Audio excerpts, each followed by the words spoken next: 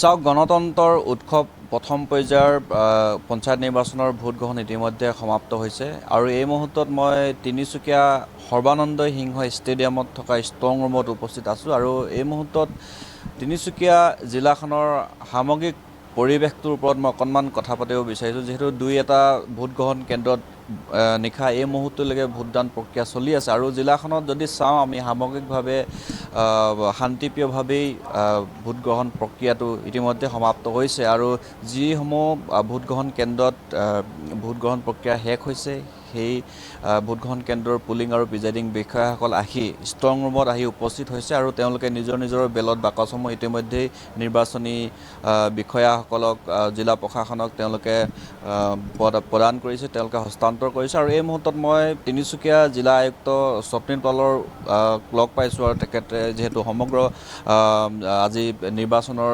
সকলোখিনি কাম কাজ এই স্থানৰ পৰা নিৰীক্ষণ কৰি আছে। ছাৰ, তিনিচুকীয়া জিলাখনত আজি শান্তিপ্ৰিয়ভাৱে ইতিমধ্যে ভোট গ্ৰহণ প্ৰক্ৰিয়া সমাপ্ত হৈছে। 4টা স্থানত নিৰ্বাচন অনুষ্ঠিত কৰা হৈছিলে আৰু আজি আপুনি এই স্থানৰ পৰাই 4টা স্থানৰ পৰিৱেশ নিয়ন্ত্ৰণ কৰি আছে, মনিটৰিং কৰি আছে আৰু শান্তিপ্ৰিয়ভাৱেই এই মুহূৰ্তলৈকে যিহেতু নিৰ্বাচন সমাপন হৈছে যদিও ক'ৰবাত ভোট গ্ৰহণ প্ৰক্ৰিয়া বৰ্তমান সময়লৈকে চলি আছে। হয়, তিনিচুকীয়া জিলাত 1070 পলিং ষ্টেচনছৰ ভিতৰত অকল 5টামান পলিং ষ্টেচনত এতিয়ালৈকে চলি আছে, বাকী ইতিমধ্যে সম্পূৰ্ণ হ'ল আৰু যিকেইটাত চলি আছে তাতেও মই কণ্টিনিউৱাছলি মনিটৰ কৰি আছোঁ আৰু তাতেও কোনো মেজৰ ইছ্যুজ নাই। যিসকল ভোটাৰ 4:30টাৰ পৰা লাইনত আছিলে, প্ৰেমাইজৰ ভিতৰত আছিলে, তেওঁলোকক কুপন দিয়া হৈছে আৰু পিচফুল্লি প্ৰচেছটো অলম'ষ্ট 97%, 98% পলিং ষ্টেচনত শেষ হৈ গ'ল আৰু যিসকল পলিং ষ্টেচনত চলি আছে তাতেও পিচফুলি চলি আছে। ছাৰ, ডিগবৈত দেখা গ'ল যে চামদাং পঞ্চায়তৰ 9 নম্বৰ ৱাৰ্ডত ভোট বয়কট কৰা হৈছে, ভোট বৰ্জন কৰি তেওঁলোকে প্ৰতিবাদ সাব্যস্ত কৰিছে। আজিৰ দিনটোত প্ৰায় 471টা ভোটাৰ আছিল, তাৰে 9টা মাত্ৰ 9গৰাকীহে ভোটদান কৰিছে। তাৰ সমান্তৰালভাৱে মৰাণকাৰী গাঁৱত ইটাখুলি পঞ্চায়তত এগৰাকী বিষয়াই বিজেপি পক্ষত ভোট দিবৰ কাৰণে কেইবাগৰাকী মহিলাক কৰাৰ অভিযোগ আহিছিল। তাৰ বিপৰীতে কিন্তু জিলাখনত কোনো ধৰণৰ এনেকুৱা অভিযোগ হওক বা এনেকুৱা ধৰণৰ কোনো ঘটনা আমাৰ চকুতো পৰিলক্ষিত নহ'ল।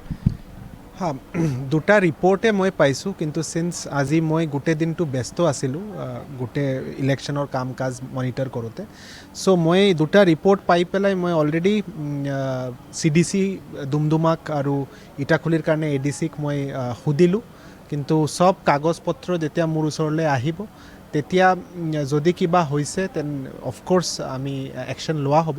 কিন্তু উইথ ৰিগাৰ্ড টু পাব্লিকৰ যিটো ইছ্যু হৈছে বেতনিত, এইটোও মই ৰিপৰ্টটো পাইছোঁ। মই নিজে পাব্লিকৰ লগত কথা পাতিম বুলি মই তেখেতসকলক মই প্ৰতিশ্ৰুতি দিছোঁ। চ' ইলেকশ্যন প্ৰচেছটো শেষ হোৱাৰ পিছতে মই বেতনি গাঁৱৰ মানুহৰ লগত কথা পাতিম কি তেওঁলোকৰ মেইন ইছ্যু কি হৈ আছে। শেষত আৰু এটা প্ৰশ্ন যে যিসকল ঠাইৰ পৰা এতিয়াও বেলট বাকচসমূহ আহিছে, এই গোটেই প্ৰক্ৰিয়াখিনি সমাপন কৰোঁতে কিমান সময় লগাৰ সম্ভাৱনা আছে গোটেই কাম কাজখিনি? চাওক, আমাৰ জিলাখনত বহুত দুৰ্গম ঠাইও আছে, লাইকা আছে, তাৰপিছত একদম টঙনা বুঢ়ীদিহিঙৰ পৰা পলিং পাৰ্টি একেলগে এটা ছেক্টাৰ গোটেইকেইটা গাড়ী একেলগে সমাগম হৈ পেলাই তিনিচুকীয়ালৈ ৰাওনা হ'ব।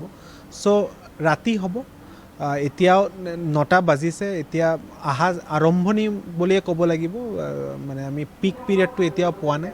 চ' মই আশাবাদী যে ৰাতি 12টা 12:30লৈকেতো চলিবই, তাতকৈ অধিক হ'লেও 2টা-2:30লৈকে শেষ হৈ যাব লাগে।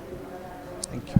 আৰু এয়া আছিল তিনিচুকীয়া জিলা আয়ুক্ত স্বপ্নীল পাল আৰু ইতিমধ্যে জিলা আয়ুক্তগৰাকীয়ে সকলোখিনি দিশ ইয়াৰ পৰা চোৱা চিতা কৰি আছে, পৰ্যবেক্ষণত ৰাখিছে আৰু তেওঁ উল্লেখ কৰিছে যে বৰ্তমানো দুৰ্গম অঞ্চলৰ পৰা যিসকল বেলট বাকচ লৈ পুলিং প্ৰিজাইডিং বিষয়াসকল আহিব লাগে তেওঁলোক অহা নাই আৰু সকলোখিনি যিহেতু নিশা হ'ব আৰু নিশা প্ৰায় 2 বজাৰ পৰ্যন্ত তেওঁলোক আহি পাব বুলি ধাৰণা কৰা হৈছে আৰু এই সকলোখিনি যিসকল বেলট বাকচ লৈ বিষয়া কৰ্মচাৰীসকল যিসকল আহিব ইয়ালৈ কটকটীয়া নিৰাপত্তা দি দুৰ্গম অঞ্চল আৰু দূৰণিবতীয়া ঠাইৰ পৰা যিসকল বিষয়া কৰ্মচাৰী এই ষ্ট্ৰং ৰুমত আহি উপস্থিত হ'ব তেওঁলোকক কটকটীয়া নিৰাপত্তা প্ৰদান কৰি এই স্থানলৈ লৈ অহাৰ কথাও ইতিমধ্যে জিলা আয়ুক্তগৰাকীয়ে উল্লেখ কৰিছে আৰু সামগ্ৰিকভাৱে যদি চাওঁ তিনিচুকীয়া জিলাখনত শান্তিপ্ৰিয়ভাৱেই এইবাৰ পঞ্চায়ত নিৰ্বাচন অনুষ্ঠিত সমাপন হৈ গৈছে।